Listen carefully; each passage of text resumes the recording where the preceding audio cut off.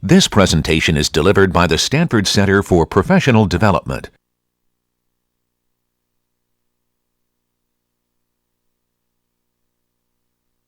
All right, so one real quick point before we dive into the main meat of the lecture. It's just a clarification on something we did last time called a cast.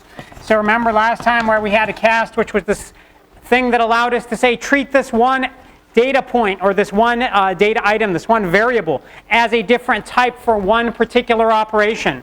And so last time I told you could actually do something like int x equals, let's say we had some double up here, like double y. And maybe y got set to some value like 3.5. And I said you can do a cast like this. And we put y here, right? And so that'll take y, it'll truncate it, right? It drops everything out of the decimal point and assigns it to an int. And I sort of said, misspeaking actually, that you could drop this part. It turns out that in Java, anytime you do a cast to something that loses information, like when you go from a double to an integer because it truncates, it drops everything after the decimal point, you have to put in the cast. So you have to make this explicit. If you go the other way around where you're not losing information, like if you were to have y equals x at some point where you know that x is an int and y is a double, you're not going to lose information by assigning an int to a double. So there you're okay. You can do the explicit cast if you want, and actually I would encourage you actually to use the explicit cast. But in this case you don't need it. In this case over here you actually do. So when you lose information you need to make an explicit cast. For most of you it probably will not affect your day-to-day life, but that's just something you should know. Alrighty, so any questions about anything we've done up to now? We're just going to kind of press ahead with something that we talked about last time. Remember last time we were talking about our friend the while loop? And the while loop was something that you used when you don't know how many times you're going to do something. This is what we refer to as an indefinite loop, not an infinite loop, right? It's important that you have the DE in there. Infinite loop keeps going forever. But an indefinite loop is one that when it starts out, you don't know how many times you're going to do something. You're just going to do it some number of times. Well, it turns out there's times in life where you're going to do something some number of times. You don't know how many, but you figure you probably want to do it at least once. Okay, this was kind of the case with my brother going to college. Like he figured, I'm going to go to college, but when he got there, he didn't know how many degrees he was going to get. And he just kept going and going. And 5 degrees later, he was kind of like, okay, I think I'm done now. So that was his while loop, right? He didn't know how many times, but he knew he wanted to do it at least once. Now, the interesting thing is that in programming, this actually happens fairly commonly. So I'll show you a quick example of this if we go over to the computer. This is something we call the loop and a half, because in some sense, you want to do half of the loop at least once. Okay? Think about it this way. Let's say we want to take some program that reads in a bunch of numbers from the user until the user enters 0 to stop, and it kind of computes the sum of all those numbers. So it adds them all together. So we might have basically some sentinel value, right? We're going to use our constant, our little friend last time that we talked about the constant, to define what is that value that the user enters, in which point they want to stop entering values. This in programming speak is often referred to as a sentinel. It's kind of the last thing I'm going to give you that tells you I'm done, I'm not going to enter any more values. But until I give you that sentinel, I'm going to give you a bunch of values that I want you to add together, for example. So that sentinel we might define as a constant, and so we could have some loop that says, well, if I'm going to keep track of some total or some sum of all the values you enter, that total is going to start at 0. I'm going to ask you for some value, so I'm going to read in some integer and store it in the little box named val, right? So I just declared a variable. And then I'm going to have a loop. And what my loop says is, if the value you gave me is not the sentinel, that means you don't want to stop yet, right? So I have a logical condition in here that's checking against the constant, and that's a perfectly fine thing to do. So we're taking a lot of those concepts you saw last time and just kind of sticking them all together into one bigger program. If I haven't seen that sentinel yet, then take the value you just gave me and add it to my total and store it back into total using the little plus equals shorthand you saw last time, okay? Then what I need to do is, after I've done this, I need to ask you for a value again. So I say value equals read int. Notice I already declared the value up here, right? I already declared this variable up here. And this guy's lifetime is until it gets to the closing brace at the level at which it's declared. It's not declared inside the while loop, so this closing brace doesn't make it go away. This closing brace makes it go away, which means it's actually alive the whole time in the while loop, and it's perfectly fine. So val, I read in some other value from the user, and again, I go back through this loop. Did they give me 0? No, add it in. They give me 0? No, add it in. And when they give me 0, then I say, oh, the value is equal to the sentinel, so this test becomes false, and I come down here and I write out the total as total. And you might say, oh, okay, Maron, that's fine. What's wrong with that? Well, in computer science, or actually in computer programming, we really hate duplicated code. If we can avoid duplicating code, even if it's one line, we generally try to do it. And you can see there's a duplication here, right? What's happening is there's something we wanted to do at least once, which was to ask the user for some value. But we need to keep doing that over and over in the loop, even after that first time. So we kind of run into this conundrum where we say, are we going to have to repeat code? And there's a way around this. So the way around this is we pop out that piece of code, and we're going to pop in our friend, the loop and a half. Okay? And so what the loop and a half says, the first thing that looks funky about it is we say while true. And you see that and you go, oh my God, right? Anytime you see while true, you're thinking, bad times, right? I'm never going to break out the loop. Every time I come here and evaluate the condition, it's always true. Isn't this an infinite loop, Maron? And it would be, except for one caveat. And here's the caveat. We're going to ask the user for a value, right? Notice we declare the int val inside here. We could have declared it outside if we wanted to, as long as we didn't do the read int outside. We could have just said int val and declared it out here. But we're only going to use it inside the loop, so we're just going to declare it here. We read an integer from the user. We ask if the value is the sentinel. If it is, we break. What a break statement does is it will break you out of your closest encompassing loop. What does that mean? It means it finds whatever loop is the loop you're currently in and jumps you out of just that loop. So if you hit a break statement, it will jump out to essentially the place right after the closing brace for that loop and keep executing. So what it allows you to do essentially is to check the condition to break out of a loop in the middle of a loop, which is kind of a funky thing rather than at the very beginning or every time you iterate through. So we get the value from the user. If the value is the sentinel, we break, which means we never execute this line or the rest of the loop. We jump down here. If it is not the sentinel, then we add to the total while is true, so we execute the loop again and go and read another value from the user, right? So notice that this read int line is no longer repeated. We only do it once. But because of the structure of this, we're always guaranteed that this portion of the loop up here is always executed at least once because we add a while true, and we're checking the condition to break out the loop in the middle, okay?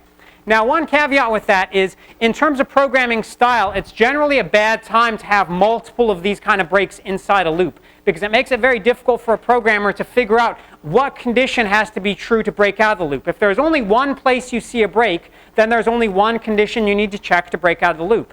If you have multiple statements, multiple if, blah, blah, blah, break in your loop, that means the programmer has to keep track of multiple possible places you could have broken out of the loop in their head, and that gets pretty dicey. So you generally want to avoid that when you're doing it. Okay? So any questions about the loop and a half? Is it okay to redeclare a variable in a loop like that over and over again? Yeah, it's fine to actually declare that variable inside the loop. You don't need to worry about like efficiency issues or anything like that. So let me show this to you in action in a larger program, right? So here it is. Here's that loop and a half in the context of an actual run method. It prints something on the screen. It sets total to be equal to 0. And then it comes in here, while true will always execute, right? Because the condition's true. So it asks the user for some value. We enter 1. 1 is not equal to the sentinel. So we add that to the total. And you can see here it's keeping track of value and total. Here's just my 2 declared variables and the little boxes for them. And they get updated as I go along. So while it's still true, I read another value. Let's say the user gives me 2. I add it to the total, which is now 3. And I come back up here. I'll go through this a couple more times. Okay? User gives me 0. Now notice when the user gave me 0 here, I hit the break because my value is 0 and that's equal to the sentinel. So it says, hey, the if part is true, so do the break, and it immediately jumps out to the end of the loop. It did not do, even though total would change this value.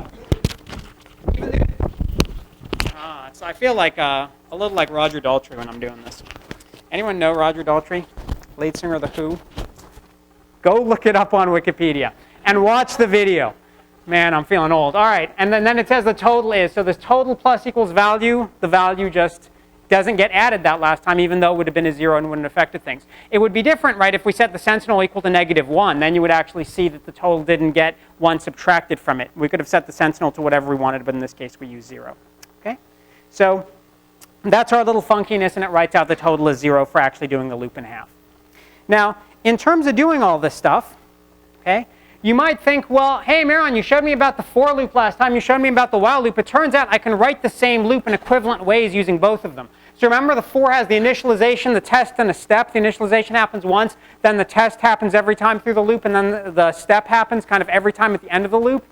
that would be exactly equivalent if I wrote it like this. The init happens once before the loop. I have some while loop that checks the same test. I have the same set of statements that would be in the for loop body, and I do the equivalent of the step in the for loop at the very end of the loop. So these two forms are exactly equivalent to each other. And you might say, hey, Marin, if they're exactly equivalent to each other, why do I have these two loops, and when do I use one versus the other? Well, for for loops, you want to think about what we refer to as definite iteration. That means we generally know how many times we want to do something, and that number of times we want to do something is how we sort of count in our test.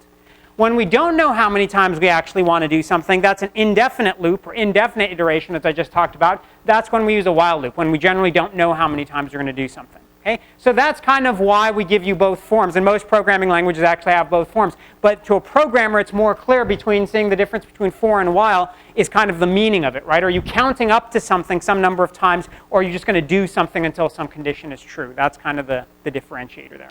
So any questions about loops? So let's put this all together in the context of a bigger program. Okay, so I will show you a bigger program here. So we'll come over here. Here's a little program. Let me just run it for you real quickly. Come on.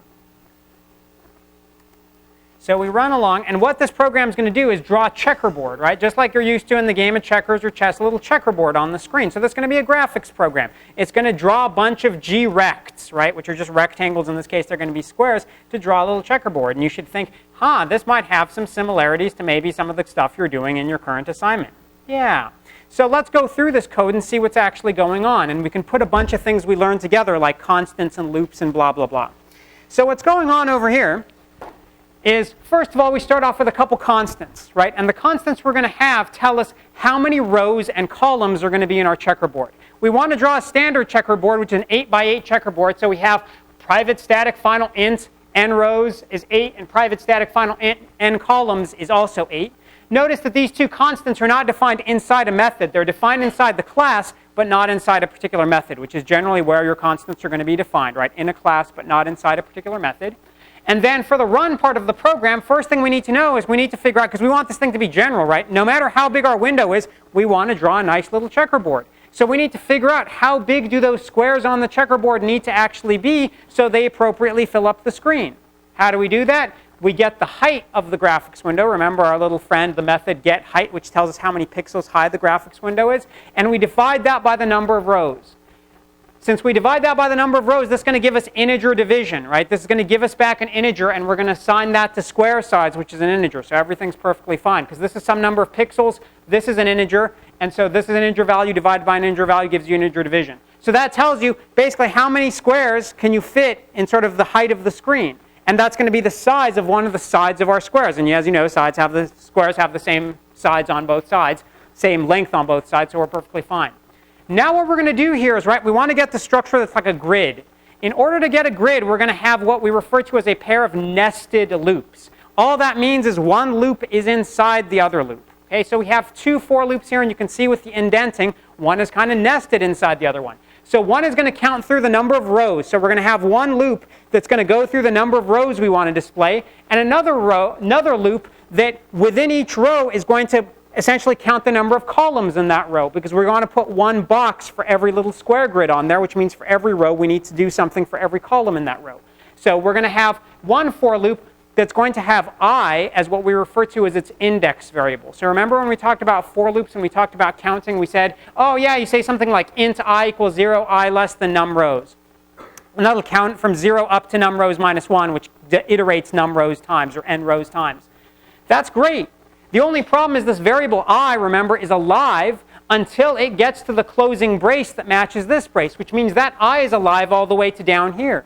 Well, if that I is alive all the way to down here, if we have some other for loop in the middle, if it's also using I, those I's are going to clash with each other, and that's bad times. So what do? We just use a different variable name.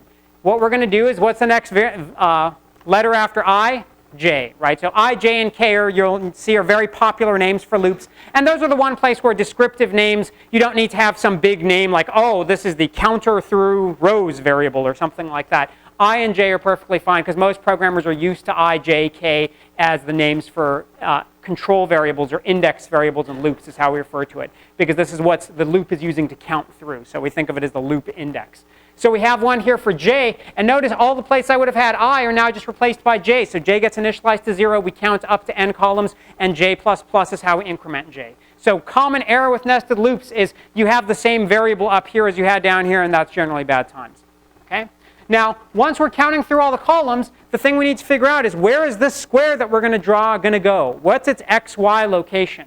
Well, its xy location says, well, first of all, if you want to figure out its x, that's sort of going horizontally across the screen, right? Going horizontally across the screen depends on which column you're currently in. So I take j, which is the index variable for this loop over the number of columns here, and I multiply it by my square size. What I'm essentially saying is move over in the x direction j many squares. That'll tell you where the x location is for the next square that you're actually going to write out. Similarly, y, which is the vertical direction, I need to figure out which row I'm in. Well, I is what's indexing my rows, right? So I'm just going to take I and multiply it by the square size. That tells me how far down the screen I need to go to get the y location for this square. So now I have the x and y location. Any questions about how I computed the x and y location? Don't be shy. All right. Are you feeling good about x and y? If you are, nod your head. All right. I'm seeing some nods in there, some blank stares. If you have no idea what I'm talking about, nod your head. All right. That's better. There's always this indefinite ground where it's sort of like no one nods and they don't give you any feedback. So I'm begging you for feedback. All right.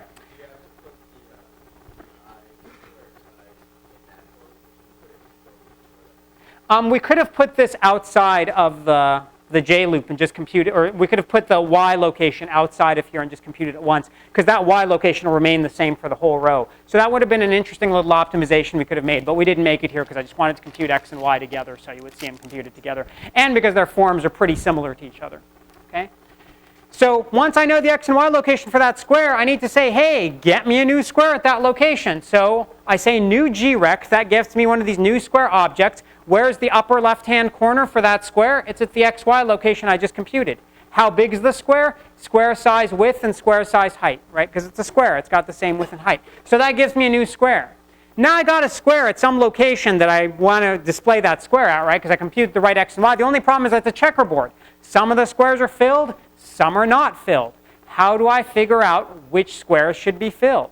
This is where I do a little bit of math and a little bit of Boolean logic, and it just makes your life kind of beautiful. So rather than having a whole bunch of ifs in there and trying to figure out, oh, am I on an odd square or an even square, which row am I in, blah, blah, blah, you do a little bit of math.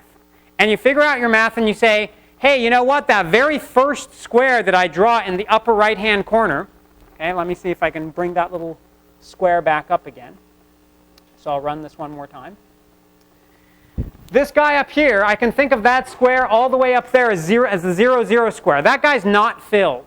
But if I were to move 1 over, that is filled. Or if I were to move 1 down, that is filled. So if I think about the index location that I'm currently at, and I take my x and y coordinates, or I should say my I and j variables, because that's what's indexing my rows and my columns, and add them together, if that puppy's even, then it's not a filled square. If it's odd, then it is a filled square, because the very first one is 0, 0. That one's not filled, so even's not filled. But if I move 1 in either direction, I get something that should be filled. If I move 2 in either direction, I get something that should not be filled, etc. So the way that translates into logic for the code is I come over here, and it looks a little hairier than it actually is, but I say take the I and j and add them together and mod it by, or I should say remainder it by 2. Right? If I remainder by 2, if that remainder is 0, that means it's even. If the remainder is 1, that means it has to be odd. The remainder can't be anything other than 0 or 1 when I'm taking the remainder dividing by 2. So if that remainder is not equal to 0, that means it's an odd square, right? Because my remainder divided by 2 is not equal to 0. It means it was equal to 1. What I'm going to do in that case is I'm going to set filled. So this looks very funky. You might be inclined to think, hey, shouldn't you have an if statement here and say if this thing is true, then set filled? Well, think about it, right? If this thing is true, set filled will become true, and I'll get a filled square. If this thing is false, set filled will become false, and I'll get an unfilled square. So it works for me the way I want it to work in both cases. So rather than worrying about all this control logic for an if statement or all this other stuff, I just take my condition here, which is this big honkin' Boolean expression that evaluates the true or false, and just stick it in for the value for that set filled is actually expecting. Okay? And this will give me the alternating effect for squares. And when I finally do this, I need to say, hey, you know, I got that square. It's filled the way I want it to be filled. I know its location. Throw it up on the canvas for me, so I add it. And then I just keep doing this over and over, and I get all of my, for every row, I'll get a line of squares across in all the columns, and then I'll come down to the next row, and I'll just keep doing this until I get 8 rows of squares.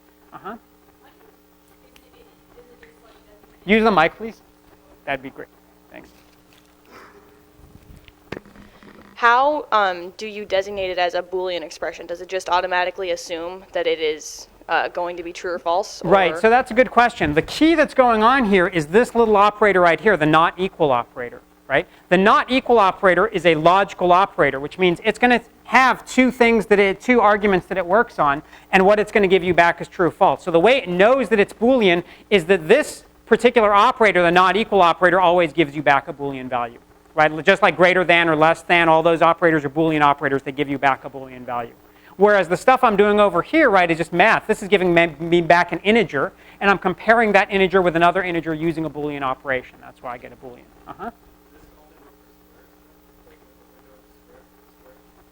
Does this only, well, this will work in any case as long as the window is wider than it is tall, because the way we compute the squares is based on the height as opposed to the width. Okay.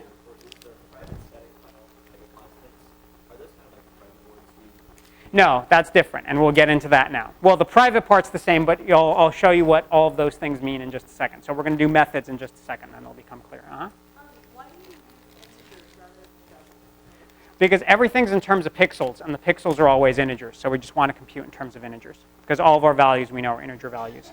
So let me push on just a little bit. Question right there. Why are we doing it this way if we're supposed to be using top-down programming? Isn't this like the opposite? Well, in this case, top-down programming is how you break things up into smaller functions, right? Here we only have one function. So we could actually think about, oh, should I do one row at a time? And that would actually be an interesting decomposition, is to have a function or some method that does one row for you, and I iterate that some number of times. And the reason why we didn't do it that way is we haven't done methods in Java yet, which is the next topic we're going to get into. So thank you for the segue. So the next topic we're actually going to deal with is our friend the method, but in the Java world. So hopefully methods, you've already seen in Carol, right? You saw how to break things down in Carol, and we did decomposition in Carol. And now it's time to bring that into the Java world. Okay? So when we think about methods in Java, you already saw a couple of these things, right? Like readInt, for example, is some method that you've seen. And so we might say, int x equals readInt, or println is some other method you've seen, right, that just prints out a line. Now, one way we can take these notions and make them a little bit more familiar is, first of all, we can say the idea of a method is just like in Carol. You want to use methods to be able to break down programs into smaller pieces that you can reuse. That's critical.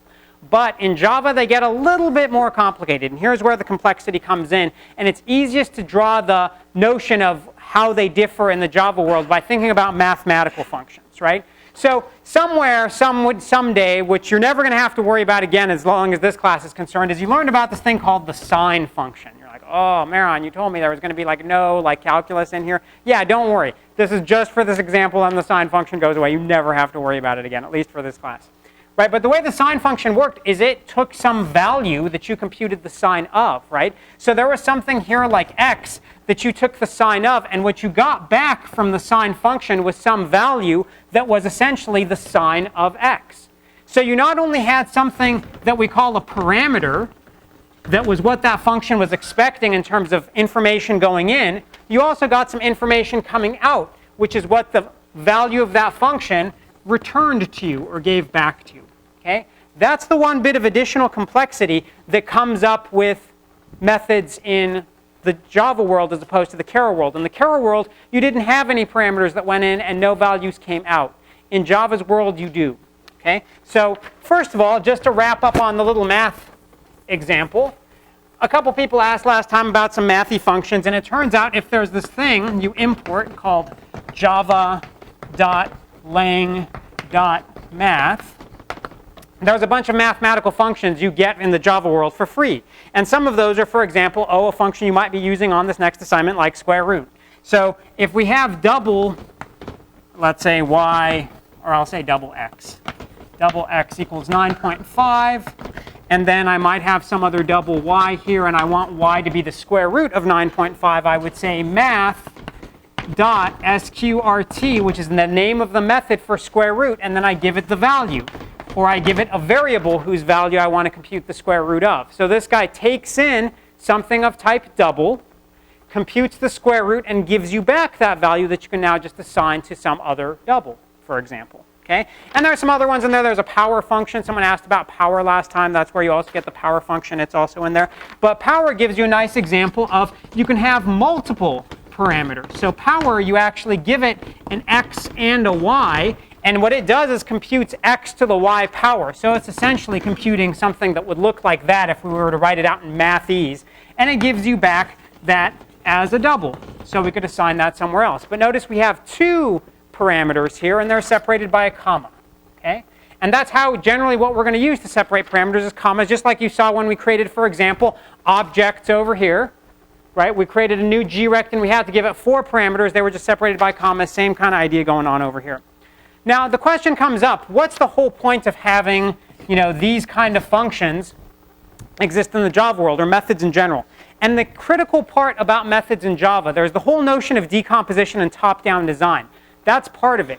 That's not the most critical part. The most critical part has to do with a notion we think of as information hiding. Okay? So what is information hiding all about? The real idea, the way you can think about this is that everything in the world is a function or is some method. So for example, anyone know what this is? CD player. You're like, Cameron, CD player? Come on, you've got to be kidding. Like what, were you like on some 1990s archaeological dig or something? It's like, oh, I think I found the CD player. This is the CD player, right? It's also a method. What does that mean that it's a method? Well, guess what? It takes something in, and the thing it takes in happens to be CDs. We have a little CD, Alice in Chains, always a good call. Apocalyptica. Any Apocalyptica fans in here? Yeah, a few. It's Metallica done on the cello. And Tracy Chapman, just to date myself. But what do? You take a CD, you put it inside here, you hit close, and you hit play, and out comes music. And the music that comes out of this thing depends on which CD you put in. But the interesting thing about it, if you think about it, is all of the electronics in here are completely reusable, right? I can use the CD player on virtually any CD, right? Someday we might get to the day where you go to the store and you buy a CD and all the electronics to actually play the CD are inside the box, and you just plug your headphones into this and you just listen to your CDs. And then we toss away those electronics when we get rid of that CD and we get a copy of all the electronics again.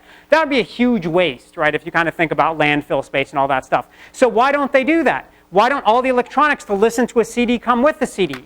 Because I can create them once and generalize them in a way so that if I pass in the right parameter, which is the CD, I can use the same thing over and over for all different kinds of values that go in, and as a result produce all kinds of values coming out. Okay? So that's the thing you want to think about in terms of methods, is you want to think about methods and defining what's going to go into them and what's going to come out of them in a way that's general enough that they can be used over and over again. And that's what the whole beauty of software engineering is thinking about that generality. Okay? So with that said, how do we actually define a method? Okay? So we need a little bit of terminology to think about how we define methods. Yeah, it's time for that dreaded terminology again in the object-oriented world. Okay? So when we actually call a method, right, you've seen this a little bit just like we did over there. We have what we refer to as the receiver, the name of the method, and then some arguments, which are the parameters, right? So here the receiver happens to be math. The argument or the method name is power, and then there's some arguments x and y that get passed in. Okay? The way we think about this thing is we say that we are calling or invoking a particular method. Here's the name of that method. So a lot of times you'll hear me say call a method. That's what we're referring to as invoking that method. What we pass to it in terms of these arguments is the parameters, what that function is actually, or that method is actually expecting. And you'll hear me sometimes use the terms function and method interchangeably, and they basically mean the same thing. And this guy can potentially give me back some value, just like square root and power did over there. Now, sometimes we always so refer to this, and you may have heard me say this in the Carol world, right, as sending a message to an object, right? So if we have our friend glabel, and I declare, let's say, I'll just call this lab to make it short, which is short for label, and I ask for a new glabel, and that glabel, I'm just going to give it the words hi at location 10, 10, just to keep it short and fit it on the board. And then I set its color by saying label, or in this case just lab, dot set color is color.red. Okay? Okay? So when I've done that, lab is the receiver. The method name is called setColor. And alternatively, I would say that I'm sending the setColor message to lab. Okay? That's just terminology that we use. You should just be aware of it. So setColor is the message that we're sending. Okay? That's the receiver of the message. Same kind of thing as the name of the method and the receiver of that method, or making a method call or a method invocation. Those names just get used interchangeably. So how do I actually create a method in Java? Okay? Let me show you the syntax for creating a method. It's a little bit different, just slightly different than Carol, but actually very similar. And so the way this looks is I first specify the visibility. You're like, huh, what is that? You'll see in just a second. So we have the visibility, the type that the method may potentially return, what value it may return, the name of the method. All these have squiggly lines under them because these are things that you will fill in momentarily, and some parameters that get sent to that method. And inside here is the body, which is just a set of statements that would get executed as part of that method. Now, what do all these things mean? First of all, let's start with the visibility, which I'll just abbreviate as viz. The visibility, at least as far as you need to know right now, is either private or public.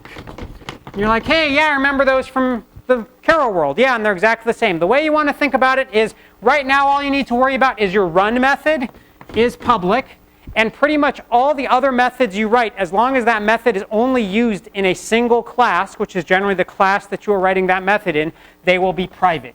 So for all intents and purposes, right now, all the methods that you're going to write, except for run, are all going to be private, and run has to be public. The way things are set up, you just need to make run public because it needs to have a larger visibility, the way we've kind of defined the cs106 stuff right now. And at the very end of class, like when we get to the end of the quarter, I'll sort of lift the covers on everything, and you'll see why. Okay? So that's the visibility. Private or public. Run is public. Most other things are private. All private means in terms of visibility is the only people who get to see this method are other methods inside the class that you're defining. Okay? So that's why it's visibility. It's who else can see it. Okay? The other thing you want to think about is the type. What's the type? The type here is specifying what gets returned by this method. So remember we talked about some methods, for example, that give you back something. Okay? It is the type of the return value. What does that mean? If I have some function that's going to compute the sign of something and you give me a double and it's going to give you back a double, its return type is double. And you might say, hey, but Marin, when I was doing methods with Carol, none of my Carol methods actually returned any values, right? Yeah, that was perfectly fine. And guess what word you used when they didn't return a value? Void. Yeah, that's a social. Good times all around, right? So void is a special type, which basically just means I'm not going to return anything, right? So its return type is void. It's like you're sinking into the void. You're getting nothing back from me. You know, that's it. It's kind of standoffish. But that's what it means, is I'm not giving you back a value. You need to know that I'm not going to give you back a value, so I still specify return type as void.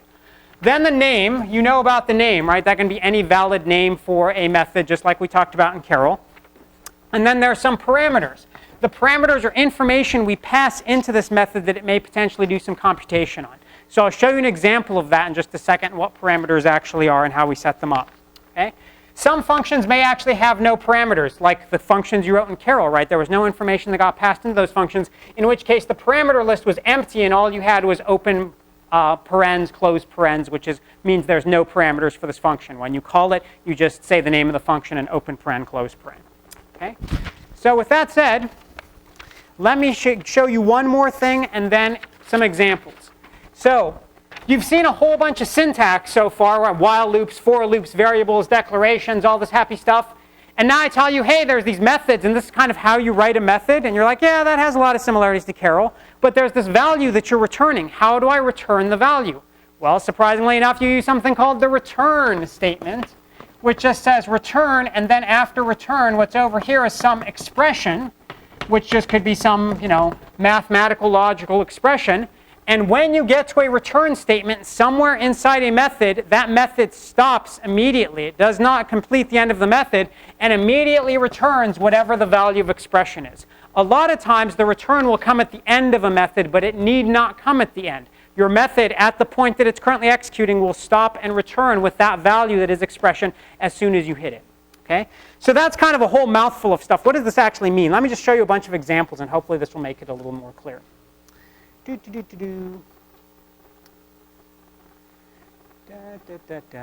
want some methods. Give me methods. So here's an example of a simple method. This is a method that converts feet to inches, right? It's kind of like, oh, Maron, yeah, this, yet again, an entirely useless thing for your $2,000 computer to do. But it shows you a simple example of all the pieces you need to know to write a method. What's the visibility of this method? It's private. It's only going to be used inside this class. What type is this feet to inches thing going to give back to me? It's going to give me back something that is of type double. The name of the function is feet to inches. What parameters does this function take? It takes in one parameter. The type of that parameter is a double. So what I'm expecting from you is something that's a double. It could actually be an explicit value that's a double. It could be a variable that holds a W inside it. But that's what I'm expecting is a double. And the way I'm going to refer to the double that you give me in this function is with the name feet. So all parameters have a type and a name. And the name is the name you're going to use inside this method to refer to that parameter. So what do?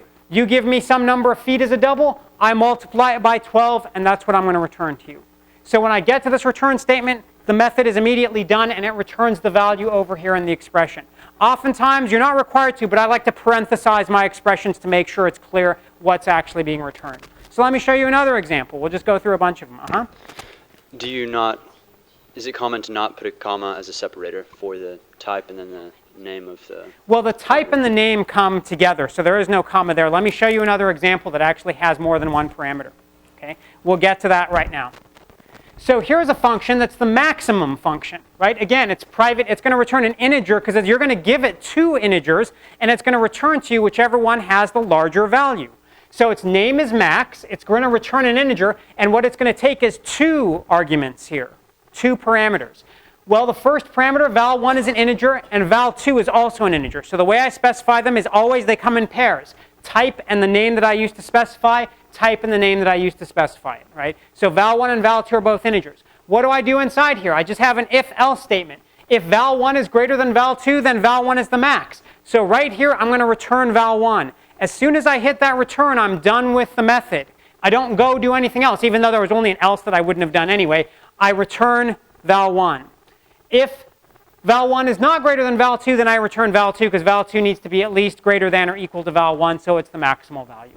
Okay? So again, if you have multiple, you can have as many parameters as you want, sort of within reason, right? I mean, within reason, I mean like sort of a few thousand. You can have as many parameters as you want. That's a lot of typing. They get separated by commas, and they come in pairs, value and the name that you use to refer to it. No, it will not print anything on the screen. All this will do is return that value to whichever place invoked this method. So if you think about something like readInt, right? readInt gives you back a value from, but it doesn't actually, I mean, that value happens to show up because the user typed it on the screen, but it wouldn't have printed it out otherwise, right? This doesn't print anything out. It just returns it back to where you sort of invoked this method from.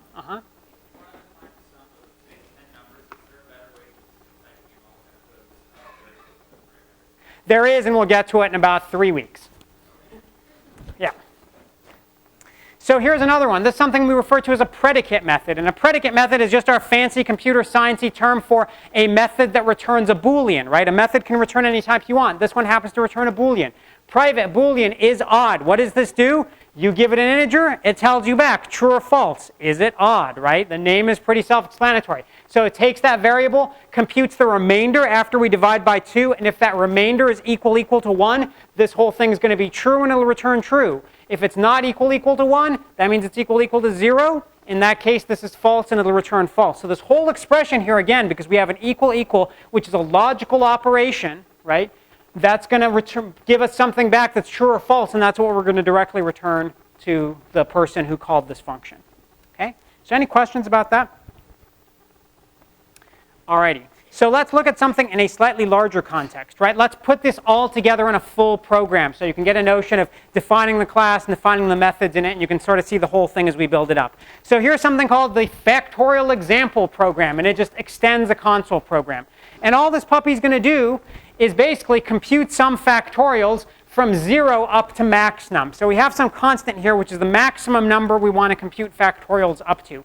And if you remember, let's take a slight little digression to talk about factorial. So if you remember in your math class in the days of yore, there was this thing that looked like this, right? And you saw it and you went, oh, it's n, right? Yeah, I hopefully caught your attention. This was actually n factorial, right? Yeah, the exclamation point totally different. Yeah, there's a couple people who were like sleeping. What was he talking about? N factorial, and all n factorial is multiplying all the numbers from 1 up to n. Okay? So 5 factorial, strangely enough, is just 1 times 2 times 3 times 4 times 5. And 1 factorial is just 1. And here's the bonus question, what's 0 factorial? Oh, I love it. Oh, it just warms the cockles of my heart. Yeah, it's 1. And there are some people who are like, but 0, you know, like, and they get all wound up tight, and they're like, no, man, mathematicians just said it was. So, because if you think about it, it's multiplying, it's starting with 1 and multiplying 0 additional terms, right? So I'm left with 1. It's a good time. So, how do I actually compute that? Well, in my program, I'm going to have some run method that's going to count from 0 up to max num and write out all the factorials. It'll say 0 factorial is this, 1 factorial is this, 2 factorial is this, by calling a method called factorial, passing in the value of the thing I want to compute the factorial of. How do I compute the factorial? Well, I just add some method. This puppy's going to return an int. Its name is factorial. It's going to take an n of the thing I want to compute the factorial of. And how do I do that? Well, I start off with some result that's value is 1, and I'm going to have a for loop that's going to count. Here's one of the few times as computer scientists we don't count starting from 0. We actually count starting from 1 because it makes a difference. We're going to count from 1 up to and including n. That's why this is less than or equals rather than just less than. So from 1 up to and including n. So there's still n terms I'm going to count through. What am I going to do? I'm going to take my result as I'm going along and times equals it by I, which means the first time I multiply by 1, store it back in result, then by 2, then 3, then 4, all the way up to whatever this n value was. And when I'm done doing this loop, I return my result, which is my factorial. Okay? Any questions about the factorial method by itself? Now, one thing that comes up, freaks people out a little bit. Don't get freaked out, it's okay. You see an I here, and you see an I there. And you're like, oh, we just did that thing with nested loops, Maron, where you told me that if one thing is inside another loop, like I shouldn't use the same name. So why are you using the same name here? And the reason why I'm using the same name is to make a little bit of an example, which is that the I here and the I here are different I's. Okay? When you think about a particular method, a method can declare its own variable. So this result, its lifetime or its scope, is until we reach the end of the method down here. This guy lives inside this method. This I is an I that only lives inside the factorial method. It doesn't interact at all with the I outside here. So every method, and the interesting thing here is run is just another method. It just happens to be the special method that we always start executing from. But every method can have its own declared variables, and this I here is just its own declared version of I. It has nothing to do with the I up there. Okay? Question?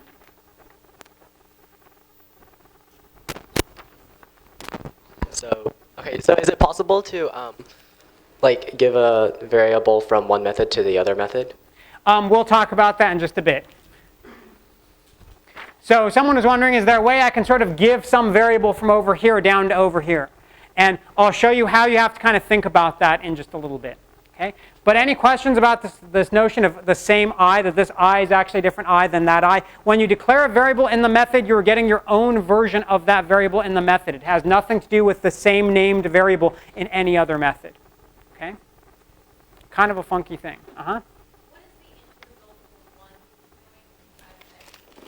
That's just starting off the factorial, right? So if someone gives us 5, we need to start off by saying, we have some initial result, and then we're going to multiply that by 1, and then we're going to multiply that by 2. If we didn't have some initial thing we started multiplying, there would have been some unknown value there.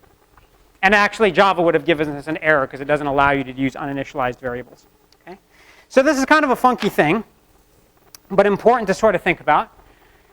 There's a method in the context of a larger program. Variables within methods are not the same as the same named variable in other methods. That's the key take-home thing. Like know it, learn it, love it, tattoo it backward on your forehead. So every day when you look in the mirror, when you take a shower, you see it and you just know. Because that's one thing that trips people up. Was there a question up here? So when you return result, does it get mapped into I? Is that why Good question. So when I return here, what's actually going on? When I actually could say I'm going to compute the factorial of 5, okay? This guy comes in here, or let's make it easy. Let's say I'm computing the factorial of 2. So it multiplies 1 by 1, then it multiplies it by 2. I get 2. It returns this 2. What happens to the 2? That 2 goes back to the place at which this function was called. Where was that? That was up here. So this place up here where I said, hey, 2 question or exclamation point equals is what I would print on the screen if I was equal to 2 here, right? 2 exclamation equals. And then what's the value that I get back when I call factorial of 2? Well, it computes factorial of 2. It happens to be the value of 2. It just sticks in a 2 for whatever you had as the calling method. Okay?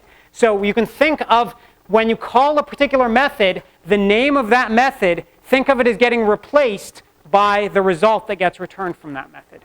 Okay? So if I run this program, just to make it clear, let me show it to you in its full glory over here. Here's factorial example. I'll go ahead and run it, and you can see what its output is.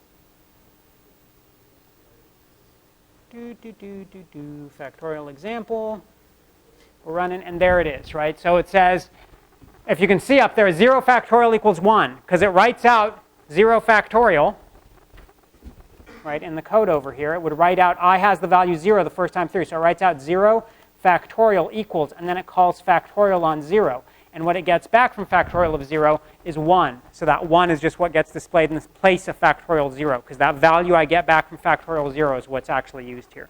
And it keeps doing that all the way through the loop, right? So down here it calls factorial of 9, gets the value for factorial of 9, and returns that to the place where it's actually going to print it out. Okay? So let me show you one more quick thing.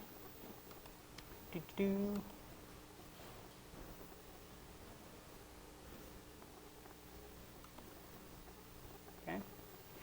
Which is returning an object from a function. Okay, so it turns out, interestingly enough, you can not only return like ints and doubles and booleans from functions, you can also return whole objects. So here is a method called filled circle. And what I'm going to give to this method is some x and y location for the center of the circle. Notice that's different than what a G oval expects, which is the upper left-hand corner. I'm going to specify an x, y location, which is the center of the circle, a radius for that circle, and a color. And what I want this method to give back to me is an actual object that is a circle whose center is that x, y. It has the given radius r, and it's filled in of that particular color. Well, how do I do that? Inside here, I say, hey, I'm going to create a new object that's of type G oval, and I'm going to call it circle. And I'm going to get a new oval, right? And remember, oval expecting the upper left-hand coordinate for the oval. I want the circle centered at xy, so what do? I take that xy and I subtract the radius from the x direction and the y direction, which gives me the upper left-hand corner for the bounding box for that circle. And then I say, give me something that has a width of 2 times the radius and a height of 2 times the radius, because that's what defines that circle, right? It's the diameter is 2 times the radius in both the height and the width direction. So I get that oval. I've now called this circle because it's my new object. I tell that circle to be filled, because that's what I want to return as a filled circle. I tell that circle to set its color to be whatever color was passed in here. Notice the case sensitivity. Color with a capital C is a type. Color with a lowercase c is actually the name of the parameter that I'm going to refer to, and that's what I use here as lowercase c. So I set the color of the circle to be whatever color was passed in, and then I return this object. So that whole big box that contains this object that is some filled-in circle at that location, I say, hey, this is what you wanted because I'm giving you back a G oval. Here you go, and I give you back the whole thing. Which means when you invoke this method, you better take the result and assign it to some place that's a G oval, otherwise, or just add it to your canvas. You need to do something with it that you would normally do with a G oval. Okay, you can't assign it to an int because an int and a G oval aren't compatible. Question? Okay, yeah, you can't assign it to an int. You have to assign it to an object of the same type. Question back there? Why are x and y set to doubles if the pixels are all whole numbers? Good question. So I could have actually made this with ints, and I probably should have made it with ints. So that was my bad.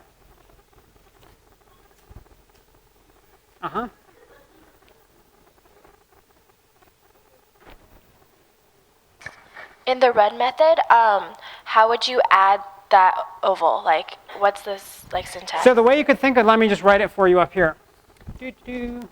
So if I actually had the run method,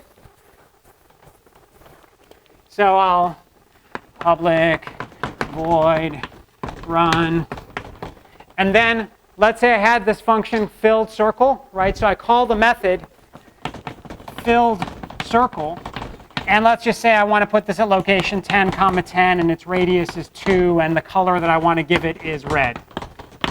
Okay?